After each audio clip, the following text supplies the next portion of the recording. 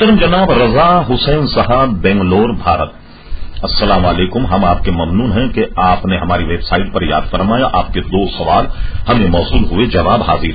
محترم رضا حسین صاحب، پہلے تو آپ نے یہ فرمایا کہ زکوٰۃ کے لیے شرائط کیا اور کن کو ادا کی جا سکتی ہے.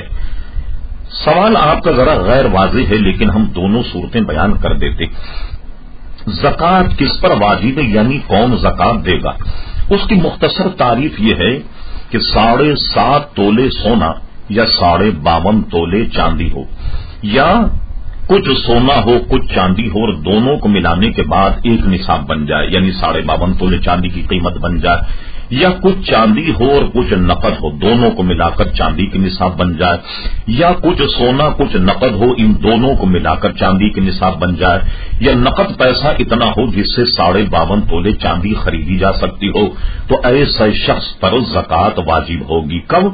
جبکہ حوائج اصلیہ سے خارج یہ رقم ہو اور اس پر 1 سال بیت گیا، اس شخص پر زکوٰۃ واجب. اچھا، اب کن کو ادا کی جا سکتی ہے؟ تو جس کو زکوٰۃ دے یہ دیکھ لے کہ وہ 52.5 تولے چاندی جتنی رقم کا مالک نہ، وہ اگر اس سے کم مال کا مالک ہے تو زکوٰۃ کا مستحق ہے، اس کو زکوٰۃ دی جا سکتی، بشرط یہ کہ وہ ہاشمی اور سید نہ ہو اور ایسے اجزاء میں سے نہ ہو جن کو زکوٰۃ دینی منع.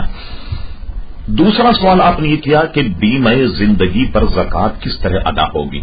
دیکھیے، اول تو ہمارے یہاں زندگی کا بیمہ جائز ہی نہیں، اور اگر آپ نے بیمہ کر لیا ہے تو جتنی اصل رقم آپ کی بیمہ کمپنی میں موجود ہے اس پر زکوٰۃ ہوگی. پھر آپ نے پوچھا کہ نیشنل سیونگ سرٹیفکیٹ پر زکوٰۃ کی ادائیگی کس طرح ہوگی. نیشنل سیونگ سرٹیفکیٹ کی اصل مالیت پر زکوٰۃ ہوگی، کیونکہ اس کا نفع جو ہے وہ ہمارے نزدیک جائز نہیں، اس لیے جو اصل مالیت ہے اس مالیت پر آپ کو زکوٰۃ ادا کرنی ہوگی.